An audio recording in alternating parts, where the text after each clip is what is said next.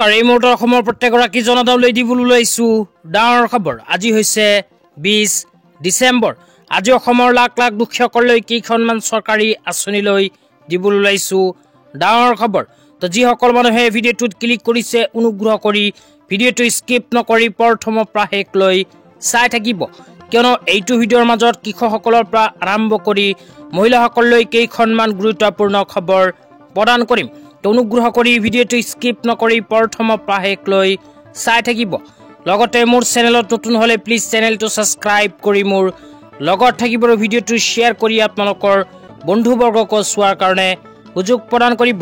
তো আজিৰ প্ৰথমটো গুৰুত্বপূৰ্ণ খবৰ হ'ল অসম চৰকাৰে প্ৰদান কৰা এখন বিশেষ আপডেট লৈ। তো ইয়াতে কি লিখা আছে বিতংভাৱে আপোনালোকক জনাইছোঁ। তো ইয়াতে লিখা আছে 2024-25 বৰ্ষৰ বাবে অসমৰ যোগ্য সমবায় সমিতিসমূহক আৰ্থিক সাহায্য। অসম চৰকাৰে 2024-25 বিত্তীয় বৰ্ষৰ মাজত প্ৰদান কৰিব অসমৰ যোগ্য সমবায় সমিতিসমূহক আৰ্থিক সাহায্য। কোনবোৰ সমবায় সমিতিসমূহে আৰ্থিক সাহায্য লাভ কৰিব এতিয়া আপোনালোকক জনাই আছোঁ। অনুগ্ৰহ কৰি ভিডিঅ'টো স্কিপ নকৰি প্ৰথমৰ পৰা শেষলৈ চাই থাকিব। তাৰপিছত লিখা আছে নিৰ্বাচিত শ্ৰেণীসমূহ। কোনবোৰ সমবায় সমিতিসমূহ নিৰ্বাচিত হ'ব সেয়া আপোনালোকক জনাই দিছোঁ। 1 নম্বৰত কোৱা হৈছে গাঁও পঞ্চায়ত সমবায় সমিতি, 2 নম্বৰত কোৱা হৈছে মহিলা সমবায় সমিতি, 3 নম্বৰত কোৱা হৈছে দুগ্ধ সমবায় সমিতি, 4 নম্বৰত কোৱা হৈছে অন্যান্য সমবায় সমিতি, 5 নম্বৰত কোৱা হৈছে BBSSL আঁচনিৰ অধীনস্থ সমবায় সমিতি, 6 নম্বৰত কোৱা হৈছে NCCF বা NAFED আঁচনিৰ অধীনস্থ সমবায় সমিতি। তাৰপিছত কোৱা হৈছে জন ঔষধি কেন্দ্ৰ আঁচনিৰ অধীনস্থ সমবায় সমিতি। ইয়াৰ লগত একেবাৰে শেষত কোৱা হৈছে ক্ষুদ্ৰ উৎপাদিত সামগ্ৰী ব্যৱসায়ৰ লগত জড়িত সমবায় সমিতি। এইবোৰ সমবায় সমিতিসমূহ অসম চৰকাৰে প্ৰদান কৰিব আৰ্থিক সাহায্য। তাৰপিছত কোৱা হৈছে যোগ্য বিবেচনাৰ বাবে সাধাৰণ চৰ্তাৱলী। তো কেইখনমান চৰ্তৰ কথা চৰকাৰে উল্লেখ কৰিছে, কি উল্লেখ কৰিছে সেয়া আপোনালোকক জনাই দিছোঁ। চৰ্তৰ ভিতৰত 1 নম্বৰত কৈছে হিতাধিকাৰী অসম সমবায় সমিতি আইন 2007ৰ অধীনত যথাযথভাৱে পঞ্জীয়নভুক্ত সমবায় সমিতি হ'ব লাগিব। 2 নম্বৰত কৈছে সমবায় সমিতিসমূহ 2021-22, 2022-23 আৰু 2023-24 বিত্তীয় বৰ্ষত যথাবিধি হিচাপ পৰীক্ষণ হোৱাটো বাঞ্ছনীয়। 3 নম্বৰত কৈছে যোৱা 3 বছৰ ধৰি নিয়মিতভাৱে বাৰ্ষিক সাধাৰণ সভা অনুষ্ঠিত কৰা সমবায় সমিতিসমূহেহে যোগ্য। এই বছৰত যিসকল সমবায় সমিতিৰ আছে সেইসকল সমবায় সমিতিয়ে কৰিব পাৰিব এইখন আঁচনিত আবেদন। আবেদন কৰাৰ পিছত পোনপটীয়াকৈ অসম চৰকাৰে প্ৰদান কৰিব আৰ্থিক সাহায্য। তো আপোনালোকে যদি এইখন আঁচনিত আবেদন কৰিব বিচাৰে তেন্তে এইটো ভিডিঅ'ৰ কমেণ্ট বক্সত কমেণ্ট কৰি জনাই দিব। তো তাৰপিছত আৰু কি লিখা আছে আপোনালোকক জনাইছোঁ, অনুগ্ৰহ কৰি চাই থাকিব। তাৰপিছত লিখা আছে ৰাজ্যিক পৰ্যায়ৰ যোগ্য সমবায় সমিতিসমূহে আবেদন কৰিব পাৰিব। তাৰপিছত লিখা আছে উপৰোক্ত আঁচনিসমূহ সাধাৰণ ক্ষেত্ৰত সমবায় সমিতিসমূহৰ বাবে প্ৰযোজ্য। তো এইবোৰ যোগ্যতা যিসকল সমবায় সমিতিসমূহৰ আছে সেইবোৰ সমবায় সমিতিসমূহে কৰিব পাৰিব এইখন আঁচনিত আবেদন।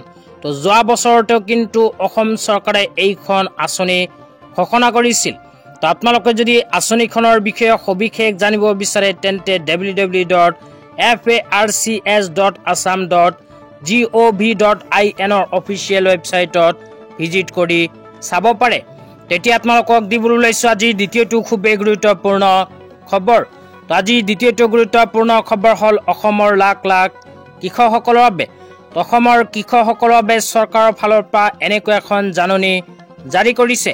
তো ইয়াতে কি লিখা আছে আপোনালোকক বিতংভাৱে জনাই আছোঁ।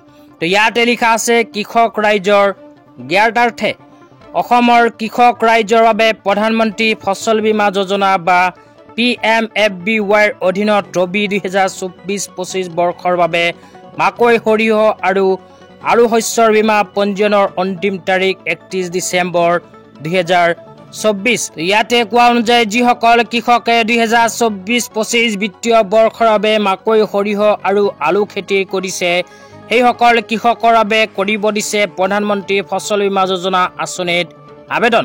তো আপোনালোকে যদি PMFBY বা প্ৰধানমন্ত্ৰী ফচল বীমা যোজনা আঁচনিত আবেদন কৰিব বিচাৰে তেন্তে অহা 31 ডিচেম্বৰ 2024 পূৰ্বে কৰিব লাগিব আবেদন, কিয়নো 31 ডিচেম্বৰ 2024 তাৰিখটো অন্তিম দিন। ইয়াৰ লগতে আৰু কোৱা হৈছে যিসকল কৃষকে ধান আৰু কুঁহিয়াৰৰ খেতি কৰিছে সেইসকল কৃষকে অহা 15 ফেব্ৰুৱাৰী 2025 তাৰিখৰ পূৰ্বে কৰিব লাগিব PMFBY আঁচনিত আবেদন। তো আপোনালোকে ধান আৰু কুঁহিয়াৰৰ খেতিৰ বাবে যদি PMFBY আঁচনিত আবেদন কৰিব বিচাৰে তেন্তে 15 ফেব্ৰুৱাৰী তাৰিখৰ পূৰ্বে কৰি ল'ব আবেদন। তো ইয়াৰ পিছত ইয়াতে লিখা আছে যিসকল কৃষকে PMFBY আঁচনিত আবেদন কৰিব সেইসকল কৃষকে নিজৰ জিলা কৃষি বিষয়াৰ কাৰ্যালয়, জনসেৱা কেন্দ্ৰ বা সংশ্লিষ্ট বীমা কোম্পানীৰ লগত যোগাযোগ কৰিব পাৰে। তো আপোনালোকে নিজৰ জিলাৰ কৃষি বিষয়াৰ কাৰ্যালয়, জনসেৱা কেন্দ্ৰ বা সংশ্লিষ্ট বীমা কোম্পানীৰ ওচৰত গৈ কৰিব পাৰিব PMFBY আঁচনিত আবেদন। এইখন আঁচনিত আবেদন কৰাৰ পিছত আপোনালোকে নিজৰ খেতিডৰা প্ৰাকৃতিক দুৰ্যোগৰ ফলত যদি কোনো ক্ষয় ক্ষতি হয় তেন্তে চৰকাৰৰ ফালৰ পৰা লাভ কৰিব ক্ষতিপূৰণ। তো ইয়াৰ লগতে চৰকাৰে এইখন আঁচনিৰ বিষয়ে যদি সবিশেষ জানিব বিচাৰে তেন্তে মুকলি কৰিছে 2খন ফোন নম্বৰ। তো ফোন নম্বৰ 2টা আপোনালোকক জনাই দিছোঁ, অনুগ্ৰহ কৰি লিখি লওক। প্ৰথমটো হ'ল 7065514447।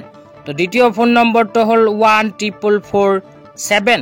এই দুটা ফোন নম্বৰৰ ভিতৰত যিকোনো এটা ফোন নম্বৰত ফোন কৰি আপোনালোকে PMFBY আঁচনিৰ বিষয়ে জানিব পাৰিব সবিশেষ। তো আপোনালোকে যদি PMFBY আঁচনিত আবেদন কৰিব বিচাৰে তেন্তে এইটো ভিডিঅ'ৰ কমেণ্ট বক্সত কমেণ্ট কৰি জনাই দিব। তেন্তে আপোনালোকক শিকাই দিম ইয়াৰ নেক্সট ভিডিঅ'ত যে আপোনালোকে নিজৰ মোবাইল দি কেনেকৈ কৰিব PMFBY আঁচনিত আবেদন। তেতিয়া আপোনালোকক দিবলৈ ওলাইছোঁ আজি তৃতীয়টো খুবেই গুৰুত্বপূৰ্ণ খবৰ। আজি তৃতীয়টো গুৰুত্বপূৰ্ণ খবৰ হ'ল অসমৰ লাখ লাখ মহিলাসকলৰ বাবে। যিসকল মহিলাই এতিয়ালৈকে নিজৰ নামখন প্ৰধানমন্ত্ৰী কিষাণ সন্মান নিধি আঁচনিত অন্তৰ্ভুক্ত কৰিব পৰা নাই সেই সকল মহিলাৰ বাবে আহি গ'ল ভাল খবৰ। তো আপোনালোকে মোবাইল স্ক্ৰীনত চাব পাৰিছে ভাৰত চৰকাৰৰ ফালৰ পৰা প্ৰধানমন্ত্ৰী কিষাণ মানধন যোজনা বা PM কিষাণ আঁচনিলৈ এনেকৈ এখন আপডেট প্ৰদান কৰিছে। তো ইয়াতে কোৱা অনুযায়ী যিসকল মহিলাই এতিয়ালৈকে নিজৰ নাম PM কিষাণ আঁচনিত অন্তৰ্ভুক্ত কৰিব পৰা নাই সেই সকল মহিলাৰ বাবে আহি গ'ল সোণালী সুযোগ। তো এতিয়াৰ পৰা পুৰুষৰ লগতে মহিলাসকলেও কৰিব পাৰিব PM কিষাণ আঁচনিত আবেদন। তো যিসকল কৃষক মহিলাই এতিয়ালৈকে PM কিষাণ আঁচনিত আবেদন কৰা নাই সেইসকলে pmkisan.gov.in অফিচিয়েল ৱেবছাইটত গৈ কৰিব পাৰিব আবেদন। আবেদন কৰাৰ পিছত অহা 19 নম্বৰ কিস্তি 2000 টকা নিজৰ বেংক একাউণ্টত লাভ কৰিব। তো আজি ইমানেই, ধন্যবাদ।